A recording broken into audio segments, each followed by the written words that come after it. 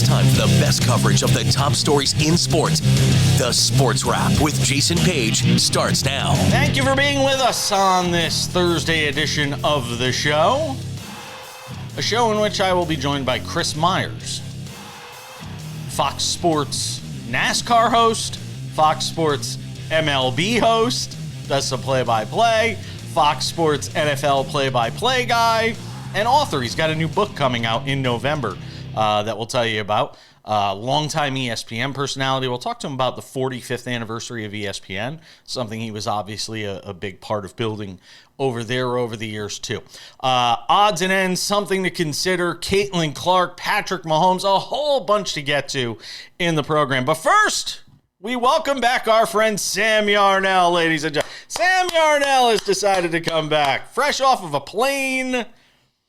Probably got stuck sitting next to some sweaty, smelly person on the flight back. Ready for this? Okay. Ready for this? You can tell me you got upgraded? Home. You got upgraded? Whole flight home, 6 a.m. flight. I got to the airport at 5 o'clock, long line for security at 5 o'clock in the morning. I mean, someone must have not shown up to work. Yeah.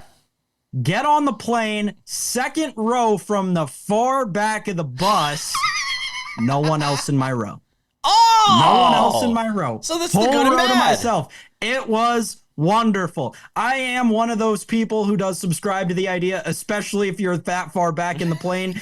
You're in no place to lean the seat back unless there's an empty seat behind you. Lucky enough for me, empty seat behind me, got to cruise with my seat back the whole way. It was wonderful. Congratulations. That's Thank you. Achievement unlocked when you get that kind of luck on a flight, especially if you're in the back of the plane. All right, Sam, how sustainable? I think we all have to start asking this question. How sustainable is this situation? Is this stance by the Browns organization? You know, there's been a drip on this story. We talked about it a little bit yesterday from the Deshaun Watson perspective and the NFL investigating and blah, blah, blah. But how sustainable is it for a Browns team that didn't just have playoff aspirations coming into this year? They had Super Bowl aspirations. How sustainable is it for this organization to simply say, we're just going to let the legal process play out, knowing full well the media is not going to let this go? They're going to ask about it every day. They're going to ask your coach about it every day. They're going to ask Deshaun Watson about it every day. They're going to ask his teammates about it every day. For a league where teams loathe to have distractions, how sustainable is it for the Browns right now, especially coming off the way he played in week one, to just simply say, we're going to rally the troops around Deshaun Watson?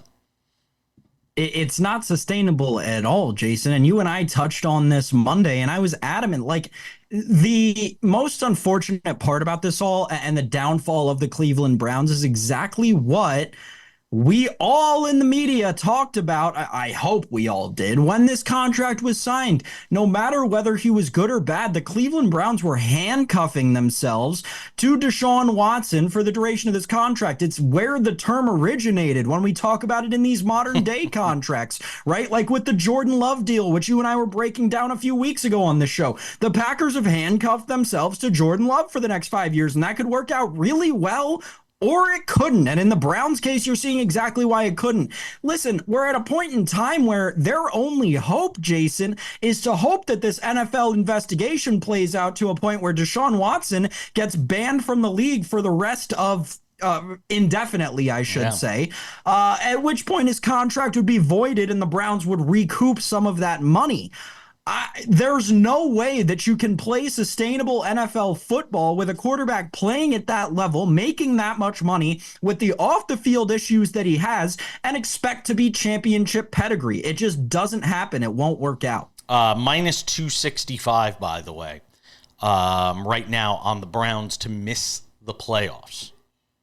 Minus 265 off of week one. I wish I knew what that number was before the season started, because to me, I would imagine that number probably moved off 1 week as much as any number in the league.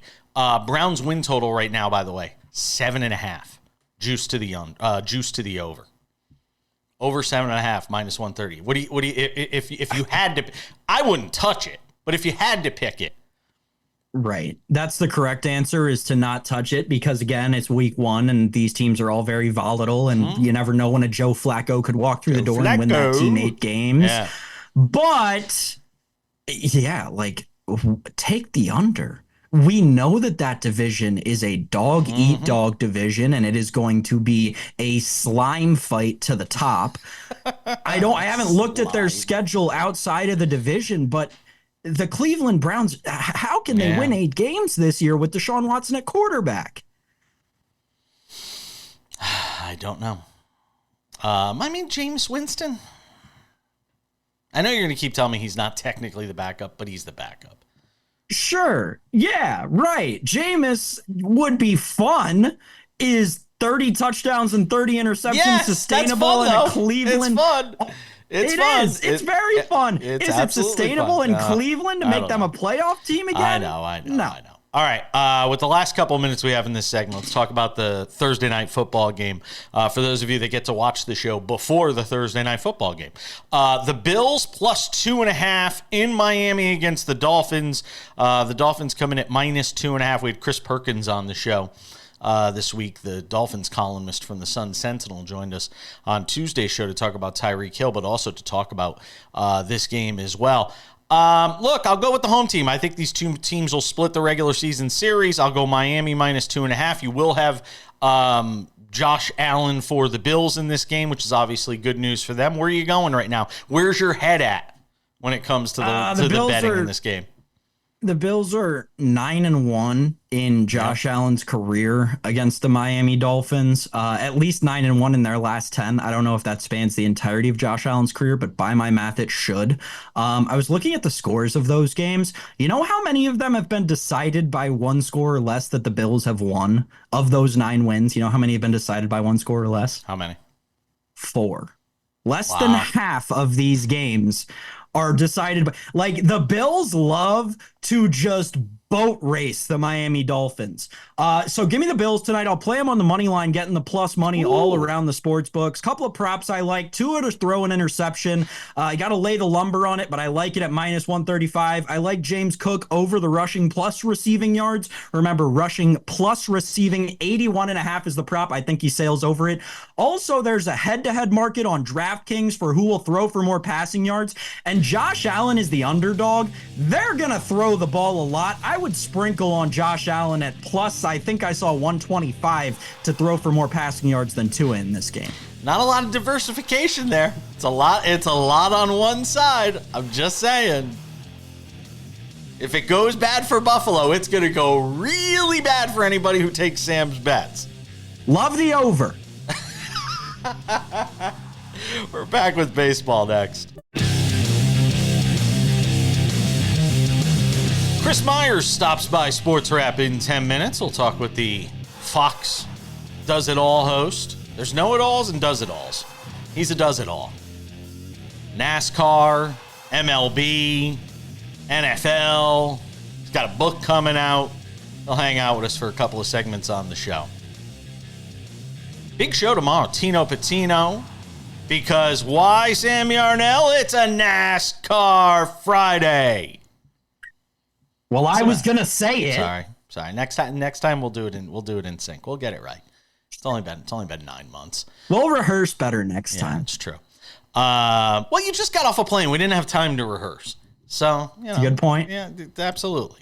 So it's a NASCAR Friday. Tino Patino will drop by the show. We'll also be joined by our friend Robert Littell of Black Sports Online. Page versus the Prince, Week 2 edition. Sam was 3-1 last week. I was a pedestrian 2-2. I think the same thing happened last year. For like the first 5 or 6 weeks of the season, it was like I was 500 every week. And then I started to kick it into another gear. We'll see how I do this week. All right, let's do some baseball, Sam Yarnell. If we're going to talk baseball, we got to talk about what took place in Toronto yesterday, where Bowden Francis, for the second time in 4 starts, had a no-no going to the what was it? Was it not his second in a row? I think it was so. Back-to-back starts. I don't think so. I think it was twice in the last month. But I don't know. It's fine. Either way. Very recently, he's done it multiple times. Which is crazy. Twice in a row, takes a no-hitter into the 9th inning, and both times the first batter hits a home run off him.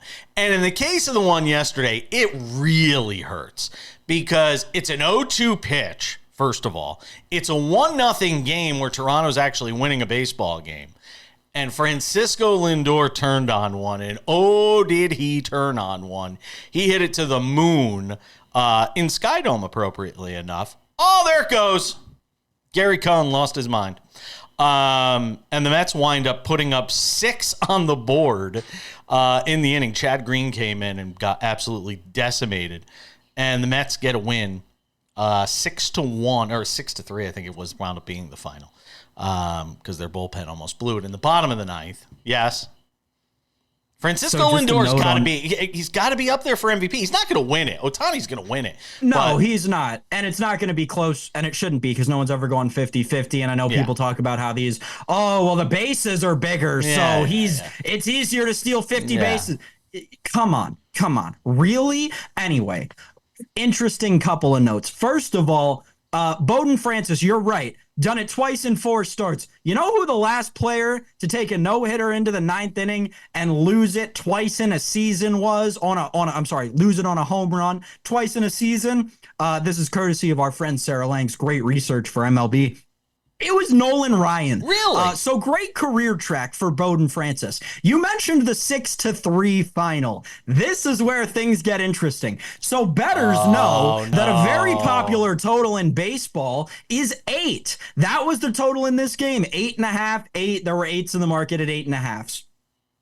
Obviously, this game is 3-0 or 1-0. I'm sorry, headed into the top of the 9th inning, headed to the 9th inning.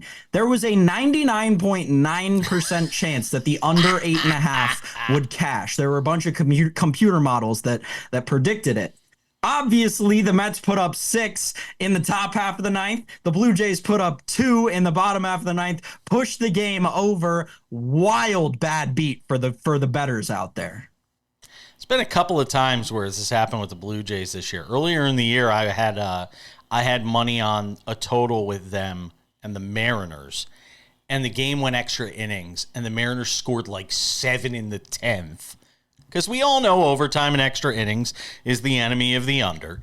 And the Mariners put up like 7 in the 10th inning, and I'm just like, really? Like, come on. The Blue Jays are also the first team to no-hit a team for 8 innings and then give up 6 runs. First team ever. No team's ever done it.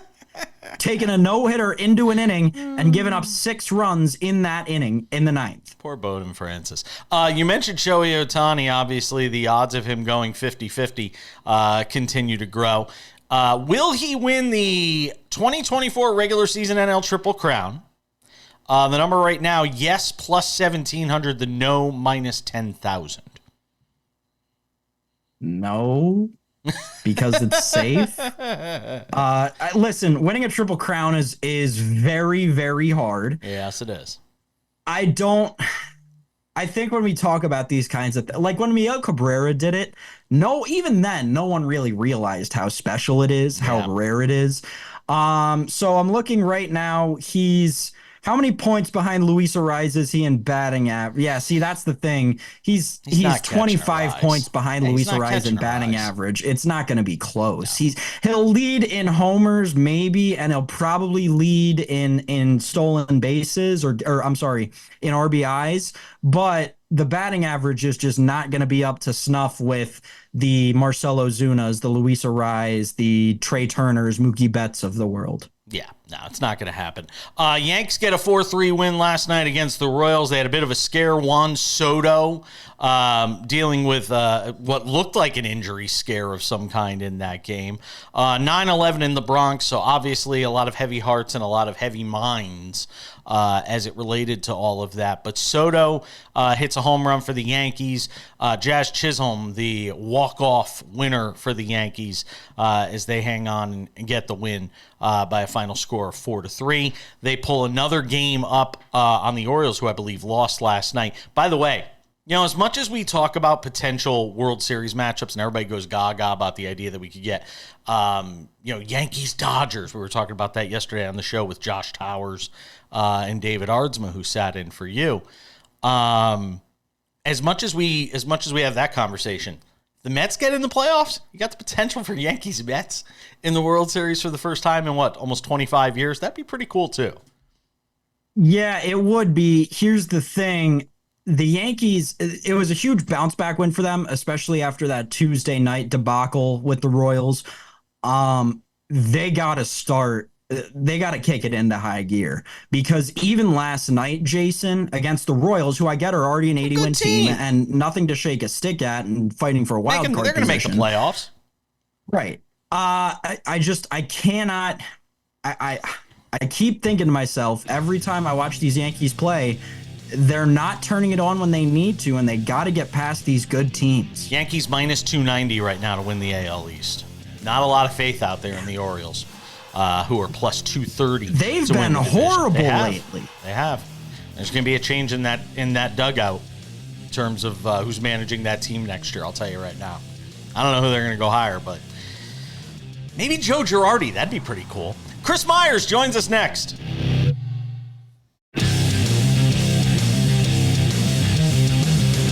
We continue on this Thursday edition of Sports Wrap. Good to have you all with us. I'm always happy when I can talk to Chris Myers. Hangs out with us on the show. Does everything from NASCAR on Fox to the NFL on Fox. Says he's doing some baseball for a couple of nights in the studio for Fox. Man, it's a shame. It's a shame he got nothing to do these days, Chris. Well, it's good to be on with you. And, it's just I would be if I was a fan, I would be watching baseball towards the postseason, excited about football and keeping an eye on the college game. So it's nice to be able to have a job that I would be doing kind of anyway, as I did as a kid before I got into the business and have had a lot of years in the sports world, which has evolved quite a bit. It really has in an amazing way and in a good way. I think it's servicing the fan, and I think it tells you the appetite of sports fans is just growing larger and larger, and that's a good thing. Yeah, it certainly is. You got the Giants and Commanders this week, both teams coming off losses in week one. What does your early research tell you? Well, the early indicator is the Giants and their quarterback are in some trouble here, and that's we watched a little bit of the Hard Knocks, got a feel for some things behind the scenes. It's only one game, but they didn't play well, and the contract that Daniel Jones got, where he was drafted, how long he's been playing now in his sixth season, how often he's been hurt. I mean, there's just a lot of pressure on him. So and a lot of question marks. So I would say that that's one story. On the other side, it seems like Washington starts a different quarterback every year because they do. But maybe they got the guy in Jaden Daniels, who it was reported a little bit that the Giants tried to trade up and try to get Jaden Daniels. His first game set a record for rush yards in a rookie's first game at the quarterback position. And I think they got something there. They have more new players than anybody else. So it's going to be an adjustment period. I was a little disappointed. They played a good team in Tampa, the Washington defense, which is a Dan Quinn kind of calling card, that they didn't tackle better and do a better job with that. But I think we'll see that improve in Washington's home opener. Yeah, I agree with you on that. And I think the future is certainly bright for Jaden Daniels. But I have to be honest, of all the week one overreactions, there's two that kind of stick out to me that seem like the greatest of overreactions. One is Joe Burrow. And the Bengals not really being able to score any points and really struggling, and people looking at the tea leaves with his wrist and whether or not that's going to hold up over a whole season and all the issues he's had from a health perspective. And the other is Daniel Jones, because of the fact that he didn't really have a good preseason, coming off the injury-riddled 2023. 2022, now people are starting to wonder, hey, was it an aberration, or or can this guy play? It feels like that Giants situation really does have the most panic going into week two.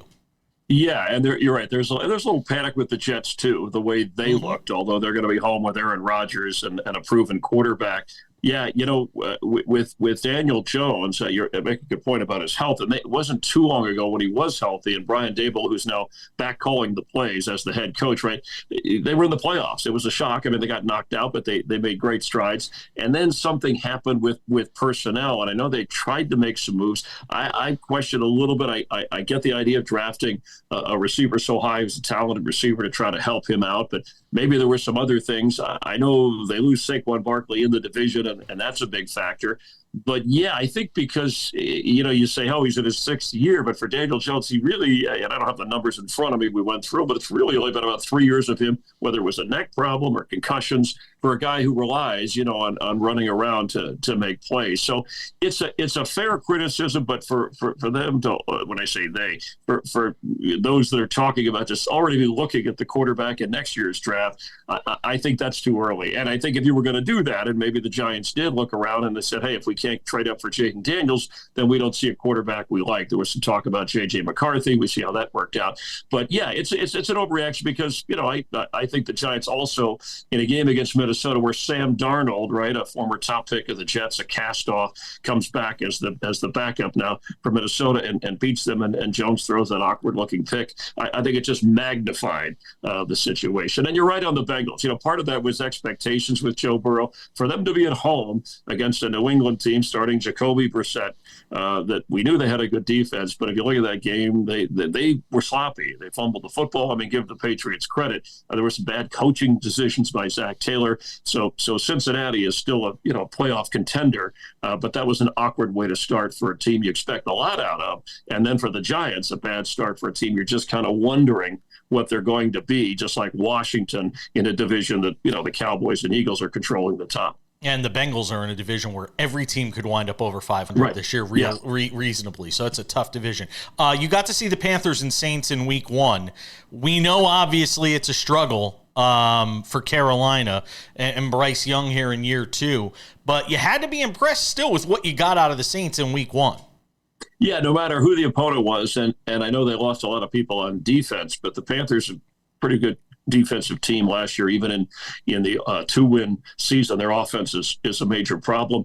And we saw a new Saint offense. It's funny, they always had some of the parts. They got Derek Carr and they had Kamara and they had Taysom Hill. They were used properly in this game. They put, Hill and Kamara in the backfield at the same time quite a bit. They moved Hill from tight end and sometimes at quarterback. So it was a very unselfish situation for both Carr and Kamara to kind of share things with Taysom Hill.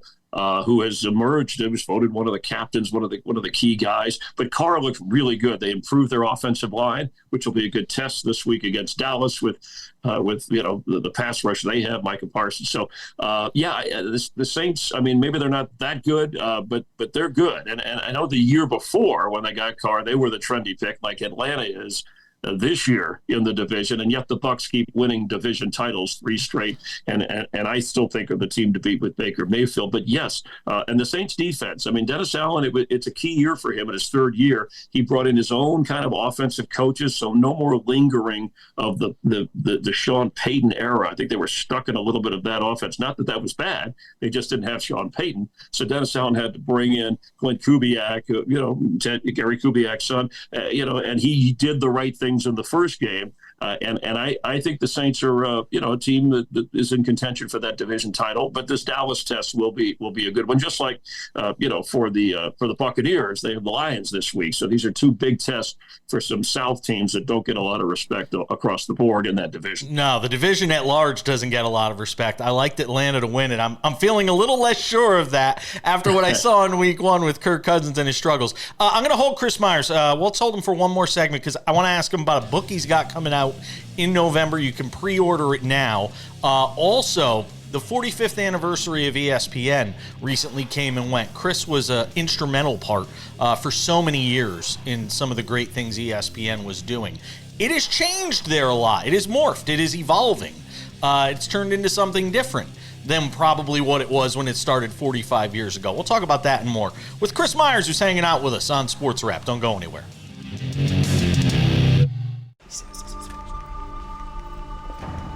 I'd like to say this is the first time, but there have been others. How many? Who can keep track? You think this is a joke? Darling, we need answers, and you're gonna give them to us. Tell us again. My car broke down. I brought it here. I got stuck paying an expensive repair bill. So it's true. How much, darling? $2,300. But $2,300. what was I supposed to do? My transmission was shot. You pick up your phone and you call CarShield before the car breaks down. Plans through CarShield cover up to 5,000 parts and systems in your car. That's right. A plan through CarShield could save you on some criminally high auto repairs, especially if your car is out of warranty. So, call CarShield, America's #1 auto protection company, before a breakdown and save yourself from getting stuck in car repair jail. Let me guess. You hate saving money. Who hates saving money? Apparently you do. All you had to do was call CarShield. And you could have protected yourself against expensive repairs. Yeah, and then my price will go up the minute I file a claim. Shut up! CarShield has the price locked in. For as long as you cover your car. I guess I should have called CarShield? It's about time you said something that made sense. Now you know what you need to do next time. Bet he'll call CarShield now.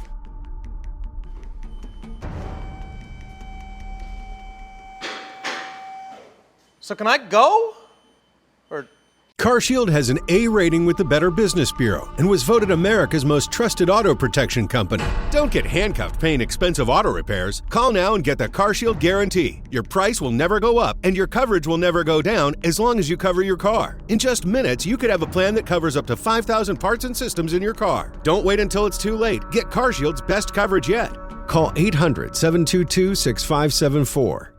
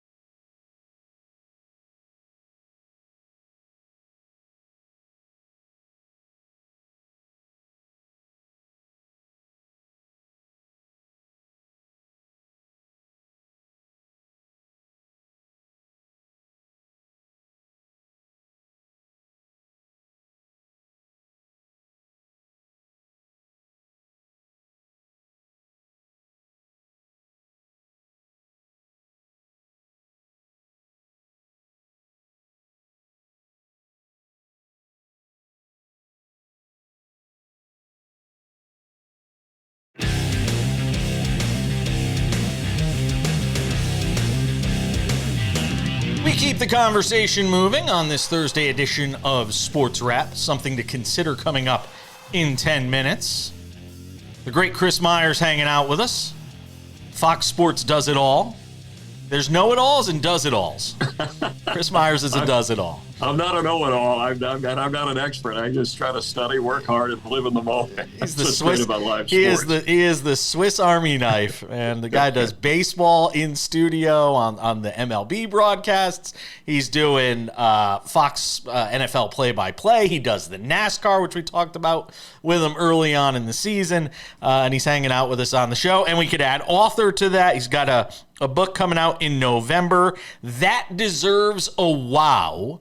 You can pre-order it now on Amazon, and it'll be on shelves come November. All right, tell me the impetus for deciding to write a book.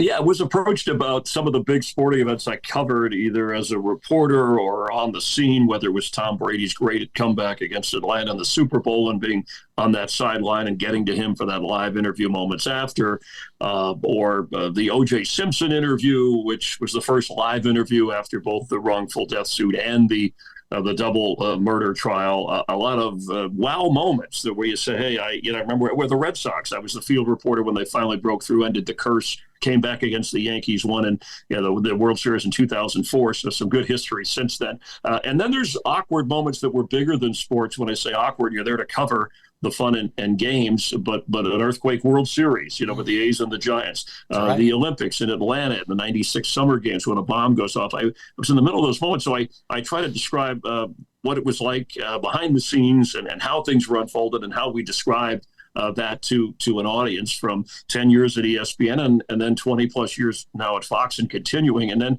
in local TV, just growing up, how I was influenced as a sports fan and some of the things I experienced that allowed me to kind of ask the questions and be curious. And Bill Murray wrote the foreword. I've become friends with him since the ESPYs, and there's some stories with him in there and some Charles Barkley fun stories. So I think it's an inspiration, and it's more than a sports book, but it certainly, is a sports book that I think people will want to read it and remember where they were and connect to their lives, whether it's from the ESPN days, the Fox days, or some of the moments. And then there's stories with Tyson and Ali in there and Montana, et cetera.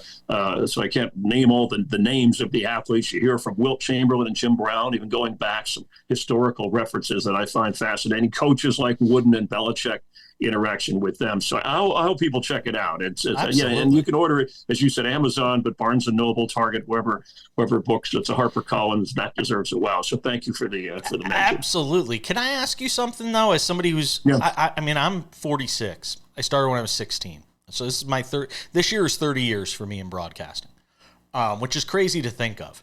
It's a young man's game, a young woman's game, a young person's game. Could you have imagined still being as viable in the game at your age, which is not young? No, it's not. I mean, could you have imagined? No, I couldn't have. I had dreams and goals, which I talk about as a teenager in the 70s, right? Getting into radio, and then, okay, I want to get on TV, and then so you get on TV, and then I want to get on, the bigger market, and then I want to get on the network. Then there's ESPN, and then there's Fox, and then, okay, so now I want to call games in the NFL, or I want to cover a Super Bowl or a World Series. So there's always something to do, and it's an expanding business. But yes, and it's changed so much, in terms of social media and streaming and and where we are now with podcasts, et cetera. So, and a lot of those things didn't exist. But I actually tell the story of how I got in, which was calling into a radio station and disguising my voice so that I could get on to talk sports more, and how it led to that and helped pay my way through college. So, I'm just grateful. And if you got to keep working, keep evolving, and it's not perfect. And things change, and you're right. It's a younger business, but the job market in sports, especially with ex-athletes who have made the transition. It used to be just some of the top stars. Now many can do it or are doing it and go through the training, and so they can add some insight and expertise as well in a number of areas. Yeah. But it's been a great a lot of fun, and I hope to keep doing as long as people want me to do it. I've only got about a minute and a half here. Talk to me about ESPN's 45th anniversary and sort of what sticks out to you in your mind from your time contributing there, whether it was what you hosted Up Close, if I remember. You did Sports Center. You did all of that. What sticks out to you the most from your time with ESPN? Yeah, and I mentioned in the book, I really enjoyed it. That was my big break, to get on there. I spent a decade there through the 90s. I call it the golden years. Actually, 89 through the 90s. Was a reporter at first, the first West Coast reporter. They had myself, Jimmy Roberts, the first East Coast reporter. So there was some history there. Won the first Emmy. A reporting Emmy that ESPN ever had, with a story on Tim Burke, a pitcher for at the time, the Expos, who was in the All-Star game and adopted a child and got back and helped them in a pennant race. So I have very fond memories of, and look, the classic, the pillars from Bob Lee to Chris Berman, who built that place, and what it's become with ESPN2 and the expansion and what they've done in terms of sports coverage and making events, even when they didn't carry them, big events, and then later getting Roy Firestone established Up Close, the chance to host that for 4 years, which was the famous O.J. Simpson interview that we ended up doing live. So I have very fond memories, and I think it was such an important part of sports and television history. And I remember people even joking. I asked, I think it was Frank Robinson, early years, hey, do you have a moment for ESPN? And he said, what is that, a Spanish channel? And I was like, no, we're all sports. And people didn't think we were going to make it, and they made it, and they continue to make it. Now, it changed for me. Disney came in, bought them in the later years, and so they grew up really big. Yeah, it became more than that. So that was an opportunity for me too, as Fox Sports was growing. Sure. Because remember, there were so many years ESPN had no competition, and maybe some feel they don't as much as they should. Yeah. But I very fond memories, and I still run into people that say, hey, I remember you done on that. So it's a good thing. Chris Myers, catch him on Fox this weekend. Catch him on the baseball in the studio as well. It's always a pleasure, my friend. Let's do it again soon. All right. Thank you. Enjoy. Thanks for the time.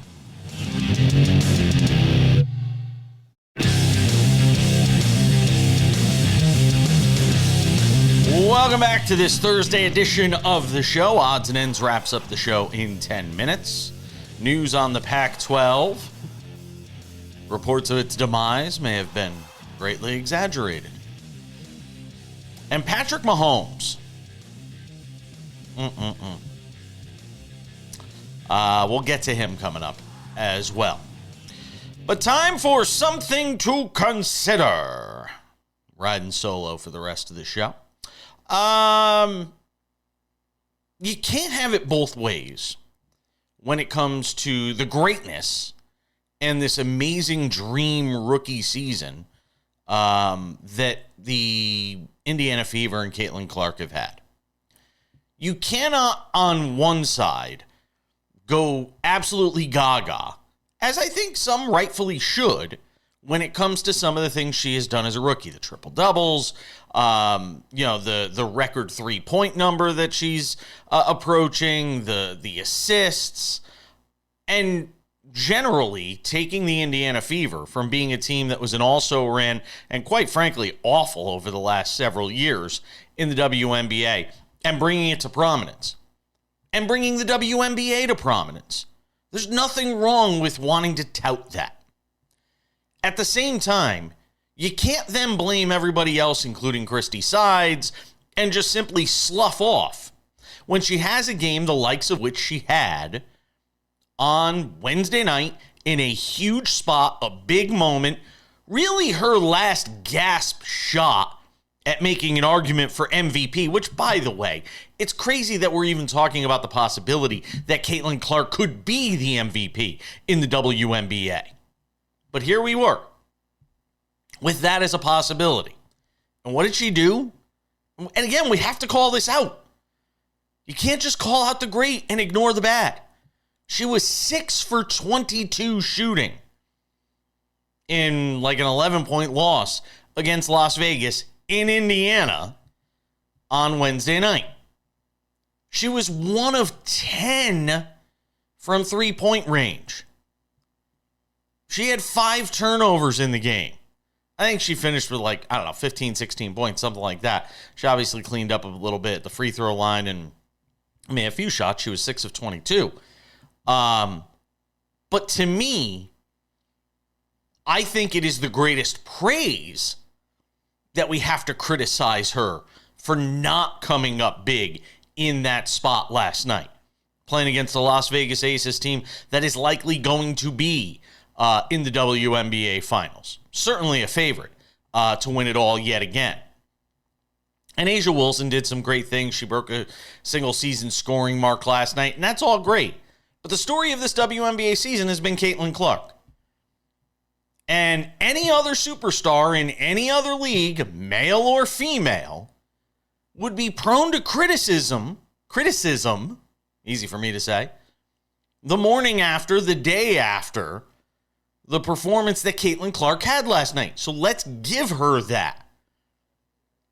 You can give her all the flowers you want. I've given her all the flowers that I think you could possibly give. But you got to be willing to criticize her as well. And last night was certainly one of those times where you could criticize her, just in terms of on the court. Okay. To Shannon Sharpe. Oh, Shannon Sharpe. A long time ago, not even a long time ago, for many years, I've been working in media. This year is actually 30 years for me. Started when I was 16 years old. This year will be 30 years that I've worked in media. And I've had a nice career.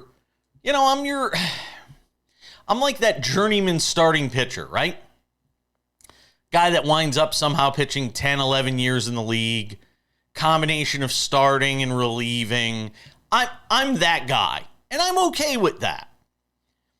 And for many years, when I was really trying to be Colin Cowherd, Dan Patrick, Jim Rome, think of the more prominent syndicated radio hosts, because I worked largely in radio before I delved into TV 7 or 8 years ago.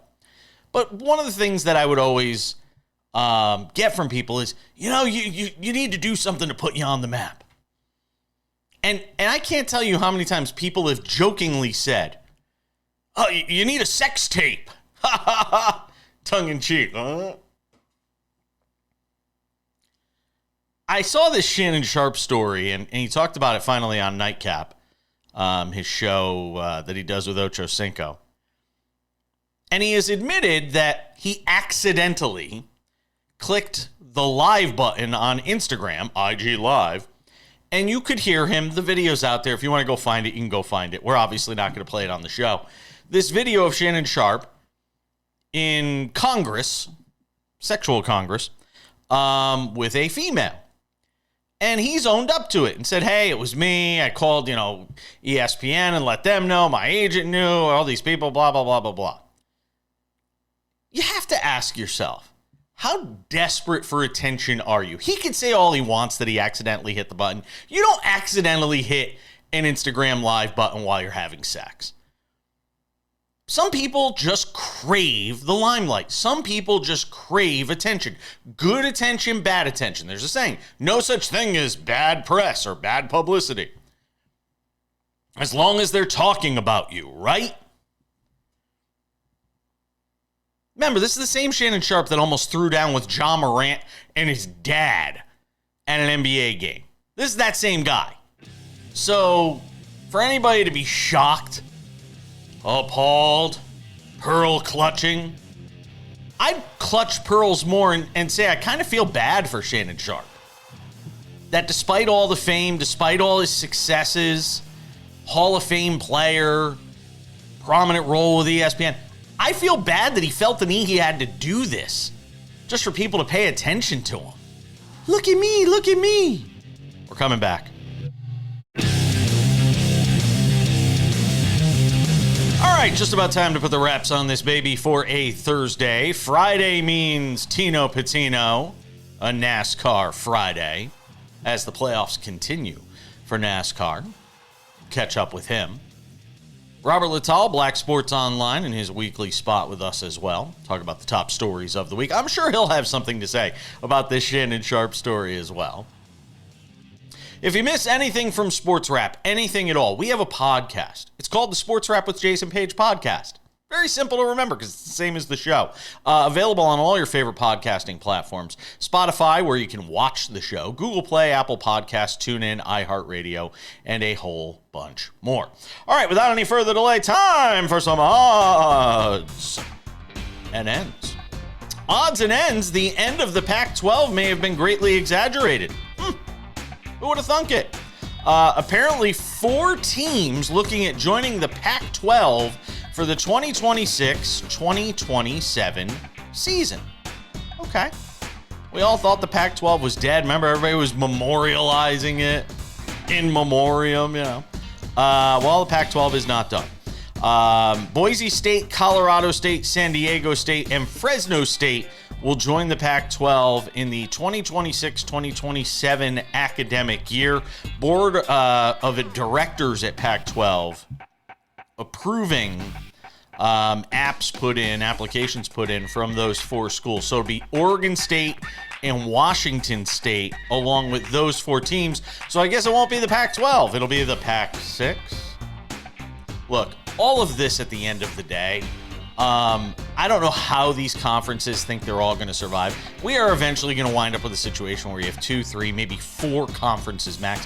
What is the Mountain West going to do? They're trying to put a great face on this. They're trying to say, hey, we're still going to be here. We're still going to thrive and survive and be one of these great conferences. Who's going to be left in the Mountain West? Eventually, it's going to just be the ACC and the SEC, maybe the Big East, maybe. I mean, how much more of this movement are we going to see in the years to come? The traditional conferences as we know them in collegiate sports. The conferences as we know them have already been blown up for years. Why do we have to keep pretending, putting up this facade? Remember when UConn left the Big East? Well, and then they came back, and everybody just forgot that they played in the AAC at one point. This is what college athletics is now. You're going to have this game of musical chairs. Eventually, these conferences are going to collapse under their own weight, these smaller conferences, because they're just not going to have enough teams. And they're not going to have enough good teams to compete. With all due respect to our friends at Boise State, Colorado State, San Diego State, and Fresno State, you're not exactly Oregon, USC, and UCLA. I'm just saying. All right, odds and ends. This one hurts me because I love Patrick Mahomes as a player. There's no questioning the path he is paving for himself from a playing perspective in this league. But to basically take the weak way out, to basically get out there and say, I'm not going to touch politics. I'm just going to tell people to vote, do your homework, but I'm not going to get myself into a position where I take a political stance. Now remember, this is the same guy whose teammate Harrison Butker basically chastised women, showed he's a sexist, showed he's a homophobe, and you had Patrick Mahomes basically stand on the sideline and say, he's a great teammate, that's all I'm going to say. I'm not going to say or do anything. Here you are, the most prominent player in your sport. LeBron James takes a stand. And you have Patrick Mahomes basically standing on the sidelines and saying, I'm not going to endorse anybody when it comes to the presidential race. Now, this comes on the heels of Taylor Swift's decision to endorse Kamala Harris, and then Donald Trump coming out and saying, well, I'm not a Taylor Swift guy, even though he wanted her endorsement. I'm more of a Brittany Mahomes guy, because Brittany Mahomes, Patrick Mahomes' wife, has endorsed a candidate. So let me get this straight. Patrick Mahomes says he's not going to endorse a candidate for political office. But his wife did. His wife has. What do you deduce from that? I'm not going to say it. Because I honestly want you to stand back and tell me what you deduce from the fact that Patrick Mahomes' wife can ride his stardom to her own fame and fortune. There's no other way to say it. And then use her platform to endorse somebody for president. But Patrick Mahomes, who has earned his platform, who has gone out and done the work and earned that platform, he can't speak out on political issues? Doesn't make sense. And it's a missed opportunity for him. Simply saying go out and vote is like simply, saying get up and breathe. Everybody should exercise their right to vote, to weigh in on the future of our republic. But Patrick Mahomes had an opportunity to go beyond that, and he played it safe. 3rd and 8, he ran the ball and punted. It's essentially what happened. It's going to wrap it up for us today on today's show. Thank you to Sam Yarnell. Thank you to Chris Myers. Thanks to you for watching. We'll see you back here on Friday for an all-new Sports Wrap.